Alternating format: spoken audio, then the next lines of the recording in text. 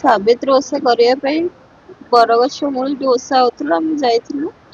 ପୂଜା just ଆରମ୍ଭ ହେଇଛି, ଅଧଘଣ୍ଟେ ବି ହେଇନି, ଜଷ୍ଟ ଆରମ୍ଭ ହେଇଛି। ପୂଜା କରୁଥିଲୁ, ହଠାତ୍ କିଛି ମହୁମାଛି ଅଛି, ବହୁତ ଗୁଡେ ମହୁମାଛି ଅଛି, ପୁରା ଘେରି ଗଲେ। ବହୁତ ଲୋକଙ୍କୁ ବି କାମୁଡି ଦେଇଛନ୍ତି, ଆଉ ସେନ୍ସଲେସ୍ ହେଇଗଲୁ। ପୁରା ମୁଣ୍ଡକୁ ବି ବହୁତ କାମୁଡି ଦେଇଛନ୍ତି। ବହୁତ ଲୋକଙ୍କୁ ବହୁତ କାମୁଡୁଛି, ବହୁତ ସେନ୍ସଲେସ୍ ହେଇଯାଉଛି, ସେନ୍ସଲେସ୍ ହେଇଯାଇଛନ୍ତି 2-3 ଜଣ।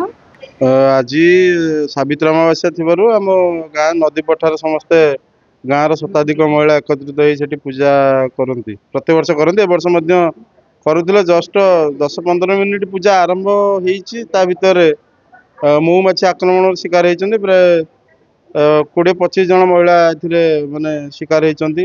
ଆଉ ସିରିୟସ୍ ଗୁରୁତର 7-8 ଜଣ ଖଣ୍ଡେ ଗୁରୁତର ଅଛନ୍ତି। ମେଡିକାଲ ଏବେ ସବୁ ଆସୁଛନ୍ତି, ଆହୁରି ବି ଅନେକକୁ ଅଣା ହଉଛି।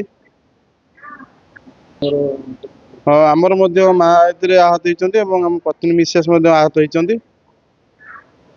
ବର୍ତ୍ତମାନ ଚିକିତ୍ସା ଚାଲିଛି। ବର୍ତ୍ତମାନ ଆମେ ଆନନ୍ଦପୁର ସବ୍ ଡିଭିଜନାଲ ହସ୍ପିଟାଲରେ ସେମାନଙ୍କୁ ସବୁ ଭର୍ତ୍ତି କରିଛୁ। ସେ ନିର୍ଦ୍ଦିଷ୍ଟ ସେଇ ଜାଗାରେ ବହୁ ସଂଖ୍ୟାର ମହୁମାଛି ଆମେ ପରିଲକ୍ଷିତ କରୁଛୁ। ତେଣୁକରି ତାକୁ ତୁରନ୍ତ କେମିତି ପ୍ରଶାସନିକ ସ୍ତରରେ ଯାଇକି ହଟାଯାଉ, ହେଲେ ଗାଁ ଲୋକ ଟିକେ ସୁରକ୍ଷିତ ଭାବରେ ଗମନାଗମନ କରିପାରିବେ।